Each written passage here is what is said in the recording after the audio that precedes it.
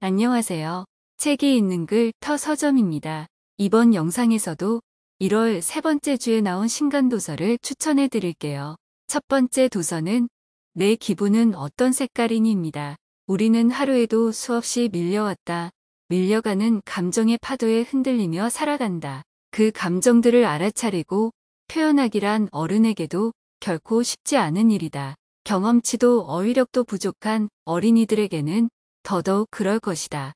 최숙희 작가의 신작 내 기분은 어떤 색깔이니는 자기 표현에 서툰 아이들에게 다정하게 말을 건넨다. 지금 내 기분은 어떤 색깔이니 좀처럼 설명하기 힘든 감정을 색깔로 표현해 보라고 제안하는 것이다. 나아가 긍정적인 것이든 부정적인 것이든 너를 스쳐가는 모든 감정이 내 내면을 채우는 소중한 색깔이라고 말해준다. 내면을 채우는 색이 다양하고 풍부할수록 더 눈부신 내일을 꽃피울 수 있을 것이라고 말이다. 두 번째 도서는 작가의 루틴 소설 쓰는 하루입니다. 이 책은 우리가 이제껏 상상만 해 오던 작가의 루틴을 모았다. 몇 시에 일어나고 몇 시에 잠드는지 일어나서 가장 먼저 하는 일은 무엇인지 산책은 주로 오전에 하는지 오후에 하는지 등 사소한 것들이 모여 작가의 루틴을 이룬다. 일상 속에서 순간적인 이미지를 포착하는 시인의 일상부터 자신이 만든 정교한 세계 속으로 독자를 끌어들이는 소설가의 일상까지 그들의 창작의 원천은 무엇이며 어떤 과정을 거쳐 눈부신 작품들이 탄생하는지 소박하면서도 특별한 작가의 루틴을 소개한다.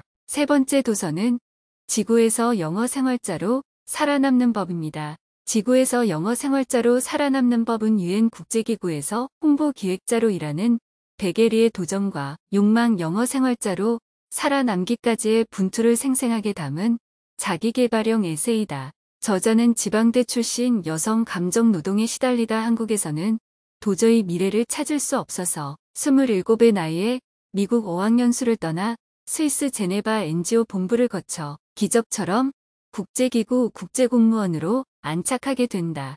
그 궤적에는 늘 영어가 존재했다. 처음엔 이 영어로 힘들었고 이제는 영어 덕분에 세계의 중심에서 제2의 삶을 살아가는 중이다. 그 과정이 때론 찌질하고 굴욕스러운 에피소드들이지만 인생에서 가장 분투했던 시기라 가슴 벅찬 이야기일 수밖에 없다. 부모나 지인 찬스 없이 홀연단신으로 이방인들 사이에서 체득하며 일궈낸 성과이기 때문이다. 이 책은 누구의 도움 없이 해외 인턴십 취업에 도전해야 하는 학생들, 지긋지긋한 감정 노동에서 벗어나고 싶은 이 시대의 근로자들이 질문할 법한 내용에 성실히 답한 것에 가깝다. 세상이 내게는 더 좋은 기회를 주지 않는구나 자주 하게 될 때, 나라도 내 인생을 위해 뭔가 해야겠다고 생각될 때, 이 경험담들이 당신을 구원할 것이다. 네 번째 도서는 컬러 오브 아트입니다. 색은 작품을 성공적으로 이끄는 핵심 비결이다. 흙을 파서 물감을 만들던 시절부터 예술가들은 걸작을 만들기 위해 끊임없이 새로운 안료를 만들고 새로운 기술을 실험했다. 흙과 보석을 깬 곤충 인체 해로운 화학물질 등 다양한 재료로 색을 만들었고 심지어 이로 인해 목숨을 잃는 경우도 많았다. 티치아노가 색을 혼합하지 말라는 규칙을 따랐다면, 렘브란트가 수입 안료를 사용했다면, 헤르메이르가 정해진 양의 물감만 쓰라는 계약서를 무시했다면, 마티스가 붉은색과 사랑에 빠지지 않았다면 어떠했을까? 이 책은 명화에 대한 신선한 해석을 제공함으로써 새로운 관점에서 미술사를 바라보고자 하는 예술가와 디자이너 및 예술 애호가를 위한 좋은 갈라잡이가 될 것이다. 다섯 번째 도서는 신화 치유 인간입니다. 신화라는 인류의 탄생부터 함께해온 원형적 이야기들을 통해 우리의 삶과 마음을 들여다본 책이다. 대한민국 최고의 구비문학 전문가인 신동은 교수가 그리스 신화의 신과 영웅 북유럽의 토르와 오딘 인도의 삼주신, 한국의 바리대기 등 전 세계 수백 가지 신화 서사를 들여다봄으로써 인간의 기본 속성과 나아갈 방향을 탐색했다. 고난을 이겨내거나 반대로 시련에 잡아먹히고 마는 수많은 신화 속 주인공의 이야기는 우리에게 인생과 어떻게 싸우고 또 기어이 다시 화해해야 하는지 알려준다. 여섯 번째 도서는 천천히 스미는 독서 교육입니다. 어떻게 하면 아이들 손에 책이 닿을 수 있을까? 무엇을 하면 아이들 일상에 책이 함께할까 고민하던 초등교사가 찾은 답은 교실 속 독서 교육이다. 저자는 독서 교육 관련 폭넓은 경험과 꾸준한 연구를 바탕으로 아이들과 교실에서 함께한 다양한 독서의 과정을 꼼꼼하게 기록했다. 독서 활동을 7가지로 나누고 저마다 다른 활동의 계기와 방법에 대해 차근차근 설명해준다. 아이들의 독서 교육을 고민하고 있는 교사라면 읽으면서 공감하고 참고하면서 직접 적용해 볼 수도 있겠다. 저자는 독서 교육이 아이들의 삶에 천천히 스며든다고 하는데 이 책을 읽다 보면 아이들 읽는 모습에 물들어 각자의 교실에서 독서 교육을 피워낼 것이다. 7번째 도서는 알랭 바디우 세미나 자크 라캉입니다. 알랭 바디우 세미나 자크 라캉은 알랭 바디우가 1994-1995년에 진행한 세미나를 엮은 책이다. 바디우는 라캉의 여러 텍스트를 반철학이라는 키워드로 독해한다. 반철학은 철학의 제일 목표인 진리를 해임하고자 하는 담론을 말한다. 따라서 반철학의 관건은 철학자라고 하는 지독하게 아픈 인간을 낫게 하는 것이다. 서구 사유의 역사가 철학과 반철학의 끊임없는 대화라고 보는 바디우는 라캉의 텍스트를 정교하게 독해한 후 라캉을 최후의 반철학자이자 가장 정교한 반철학자라고 규정한다.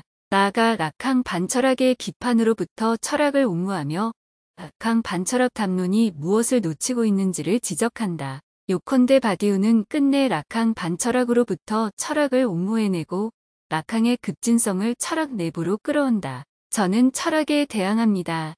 라캉의 선언을 철학의 역사로 편입하는 것이다.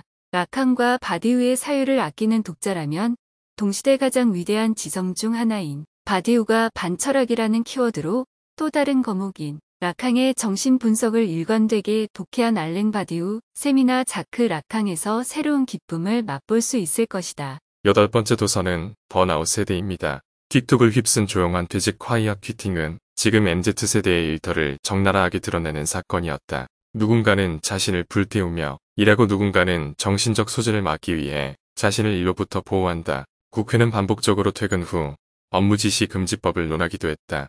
MZ세대가 호소하는 번아웃은 과연 그들의 나약함 탓일까? 시대적 현상이 되어버린 번아웃의 원인은 무엇일까? 번아웃 세대는 번아웃 세대가 된 MZ세대를 분석하고 그에 대한 해결책을 제시한다.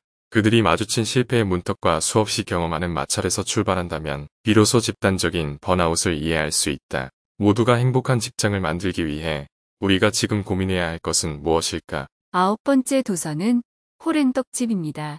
옛날 옛적부터 떡 좋아하던 호랭이가 드디어 떡집을 차렸다. 따르릉 호랭떡집에 온 첫 주문 전화 호랭이는 지옥의 염라의 집으로 생일떡을 배달해야 한다. 밤새도록 생일떡을 만들어 지옥에 간 호랭이에게 온갖 이상하고 신기한 요괴들이 나타나 외친다.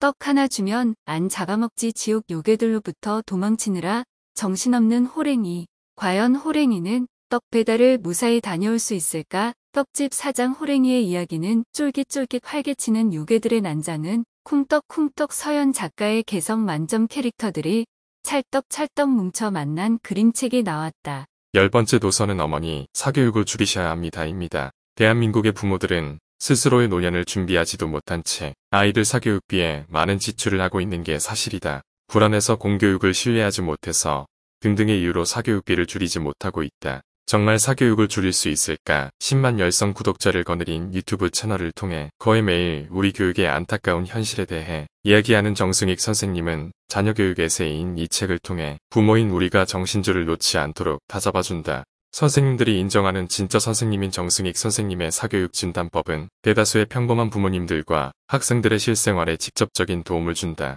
저자는 이 책에서 사교육은 나쁘니까 무조건 시키지 말자는 식의 이야기를 하지는 않는다. 그보다는 사교육 이전에 생각해야 할 교육의 본질에 대해 이야기한다. 11번째 도서는 돈은 좋지만 재테크는 겁나는 너에게입니다. 재테크에 관한 진정성 있는 따뜻한 조언으로 Z세대의 마음을 사로잡은 유튜브 크리에이터 뿅그리. 다양한 재테크 노하우와 뿅그리의 성장 이야기를 담은 첫 책이 드디어 출간되었다. 뿅그리 채널의 영상에는 뿅글님 영상은 늘 배울 게 많아요. 항상 좋은 자극 많이 받고 가네요라는 댓글들로 가득하다.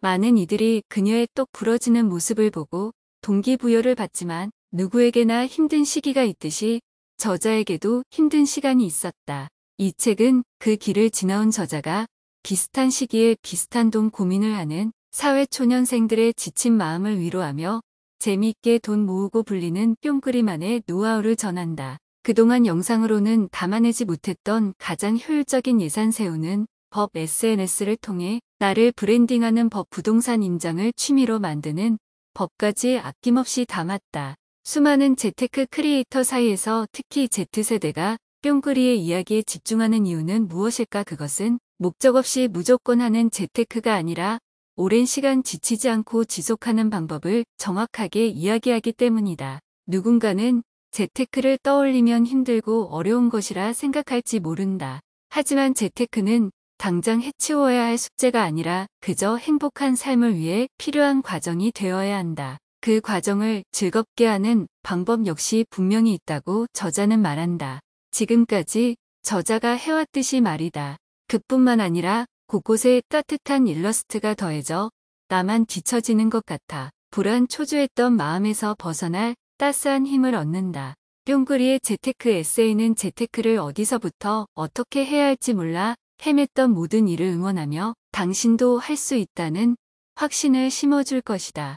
이번 주 신간은 어땠나요? 마음을 움직이게 한 책이 있다면 근처 서점에 가서 둘러보세요. 서점을 둘러보면 훨씬 더 다양한 책들이 기다리고 있습니다. 영상 끝까지 시청해 주셔서 감사합니다. 좋아요, 구독은 영상 제작에 큰 도움이 됩니다.